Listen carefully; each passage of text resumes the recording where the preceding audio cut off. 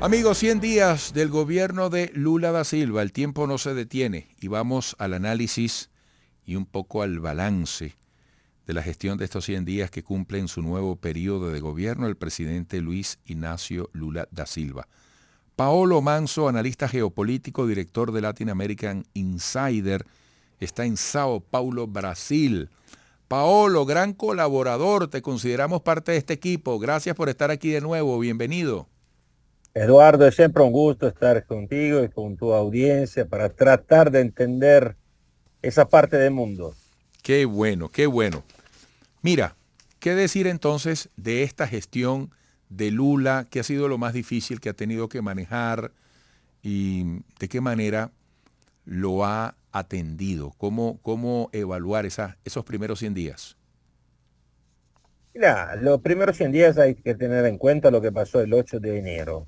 Y sin duda, el 8 de enero, con la invasión ahí de la Plaza de los Poderes y la prisión, ocupó gran parte de la imprensa internacional. Y eso sí, por un lado, demostró la solidez democrática e institucional de Brasil, porque se superó. Por otro, ayudó desde el punto de vista de aglutinación también del frente interno, porque nadie, por supuesto, la mayoría, te diría la gran mayoría, el 95% de los que votaron a Bolsonaro estaban de acuerdo con lo que vieron ese 8 de enero ahí. Entonces, eso le sacó más presión quizás y también concentración por parte del gobierno de Lula sobre la pauta que había prometido en campaña. El problema mayor que queda realmente es, por increíble que parezca, el relacionamiento con el Congreso. ¿Por qué digo increíble? Porque siempre Lula fue un gran negociador, pero de esta vez le resultó y le está resultando mucho más difícil, por un lado porque la mayoría que lo apoya es en el Congreso es compuesta por 9 partidos, un superbloque de 5 partidos, que lo llamaron superbloque, de centro, que lo apoya, pero no lo apoya, en el sentido que lo apoya si Lula le da algo a cambio. Y después hay una conglomeración de 4 partidos junto con el PT, incluso el PT, que son de izquierda, que lo apoyan prácticamente, de hecho, siempre. Ese hecho que el superbloque después, porque hay que considerar que el Congreso, la mayoría perdió Lula, es de derecha, ese va y viene del superbloque de centro le impidió, de hecho, la aprobación de proyectos de ley significativos. Y hasta ahora Lula procedió con medidas provisionales sobre todos los temas principales que son los programas sociales que él ya había introducido y que prometió aumentar y que de hecho aumentó, pero repito, con medidas provisionales. No sé si hay preguntas y Paolo, puedo mira, seguir. Eduardo, decime. Paolo, con respecto a la política exterior, hoy está iniciando un viaje a China. Lula dice que será de mucho trabajo, era un asunto pendiente desde hace tiempo.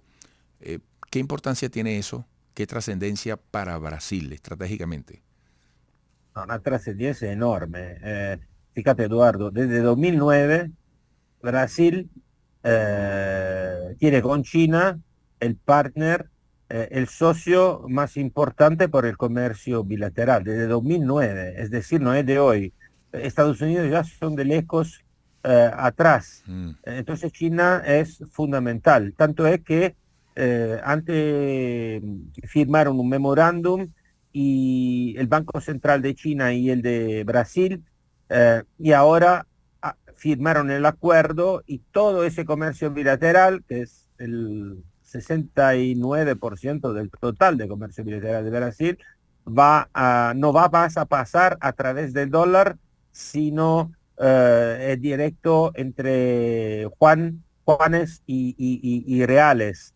Entonces, y hay trascendencia de todo tipo, porque, por ejemplo, la delegación es enorme, ya fueron los empresarios porque tenía que ir hace unos días Lula, pero después tuvo una bronquitis y tuvo que postergar.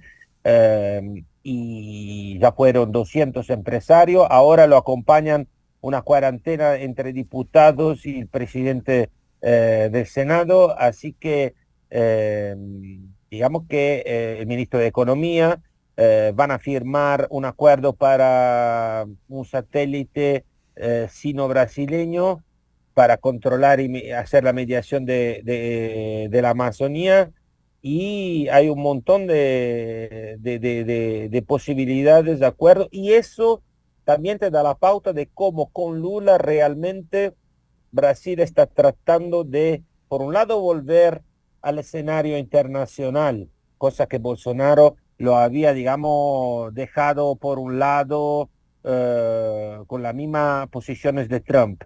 Y cuando cayó Trump, cuando no fue reelegido Trump, Bolsonaro se quedó solito también en América Latina. Por el otro, pero te muestra un rebalanzamiento de la política exterior de Brasil, quizás mucho más radical también, digamos así, porque además de China, por ejemplo, es muy activo sobre el tema de la paz entre Rusia y Ucrania, lo que pasa que está mucho más cerca a Putin que a Zelensky, porque por ejemplo el otro día salió diciendo que Ucrania tendría que renunciar a Crimea. De hecho dijo esto, si lo traducimos, y para hacer la paz. Entonces eso, por supuesto, no fue aceptado por Ucrania, y así lo vemos por varios otros hechos y pasos. Su cercanía con Irán dejó dos buques de guerra entrar en el puerto y quedar ahí un mes en Río de Janeiro, no sé dónde fueron. Eso fue lamentado mucho por la administración Biden, que lo apoya por el tema de la Amazonia, por muchos otros temas. Pero Biden le había prometido unos 9 billones de dólares y al final, después del encuentro, salieron 50 millones, o sea, nada. Tanto es que Lula dijo, no se puede salvar la Amazonia con tan poca guita. Es decir, Lula está tratando de aumentar quizás mucho más de lo que actualmente Brasil pueda permitirse, claro, en un mundo que está en el medio de una guerra y donde, por supuesto, están subiendo los tonos entre China y Estados Unidos. Vamos a ver qué pasa, porque es muy interesante la política internacional de Lula. Bueno, Paolo, gracias por esta revisión de los primeros 100 días de gestión de Lula da Silva. Nos mantenemos en contacto. El último dato, Eduardo, te doy, la aprobación es del 38%. O sea, no fue una luna de miel total. La otra vez, la primera era al 49, la segunda era al 44, mucho más baja. Por una serie de motivos que no tenemos el tiempo para profundizar, pero es más baja. Bueno, Paolo, muchísimas gracias por tu disposición. Hasta pronto. Éxitos.